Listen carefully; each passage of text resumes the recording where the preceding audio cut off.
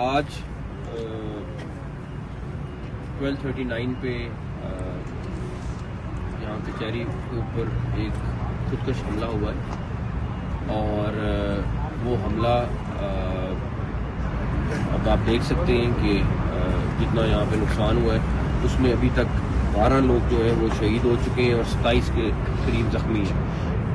زخمیوں کا ہم علاج آلریڈی کر رہے ہیں. ہماری ٹیم آلریڈی ہاسپٹل میں موجود ہے اور جو بیسٹ فیسلٹی دے سکتے ہیں دے رہے ہیں. اور پرائم منسٹر خود بھی ابھی ہاسپٹل والوں سے وہ بھی بات کر رہے تھے اور ان کو کہہ رہے تھے کہ جو لوگ زخمی ہیں ان کا جتنا ہم علاج کرا سکتے ہیں کرائیں. یہ بندہ جو ہے یہ تقریباً 10 سے 15 منٹ کے درمیان 12 منٹ کے قریب یہ یہاں پہ آ کے کھڑا رہا ہے اور وہ دیکھتا رہا ہے. پہلے اس نے کچہری میں اندر جانے کی کوشش کرنے کا پلان کر رہا تھا بیکاز وہ ویٹ کر رہا تھا کہ کس ٹائم جائے گا. اور اس کے بعد جب پولیس کی گاڑی آئی ہے تو اس نے یہ حملہ پولیس کی گاڑی پہ کیا اور بیکاز وہ اندر نہیں جا سک رہا تھا اس نے ہر طرح سے دیکھ لیا. تو بالکل اگر آپ دیکھیں کہ وہ CCTV فوٹیج ہم نے جو دیکھی ہے اس میں وہ بالکل اپوزٹ جا کے کھڑا رہے اور دیکھتا رہے مختلف اینگل سے کہ وہ کس طرح اندر جاؤں. تو آپ کو پتہ ہے یہاں پہ کچہری میں ہر بندہ جو جاتا ہے اس کی چیکنگ ہوتی ہے تو اس لحاظ سے وہ اندر نہیں جا سکا. تو اس نے پھر اپنا نیکسٹ ٹارگٹ جو ہے وہ پولیس کی گاڑی کو بنایا ہے. یہ اب ہم نے پہلی پرائرٹی میں ہم کوشش کر رہے ہیں کہ اس کو آئیڈینٹیفائی کریں وہ کون ہے.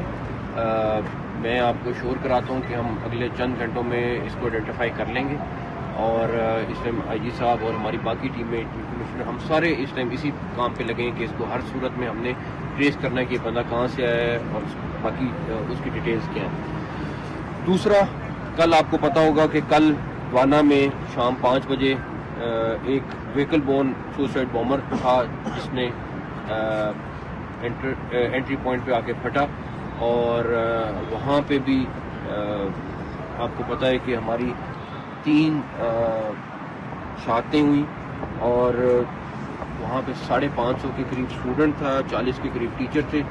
الحمدللہ ہمارے جوانوں نے وہاں پہ سب کو بچایا اور کوئی بچہ جو ان کا پلان تھا کہ ان کو کسی طریقے سے وہاں پہ ایک سینیریو بنائیں اور ان سب کو ہاسٹیج بنائیں وہ نہیں ہو سکا.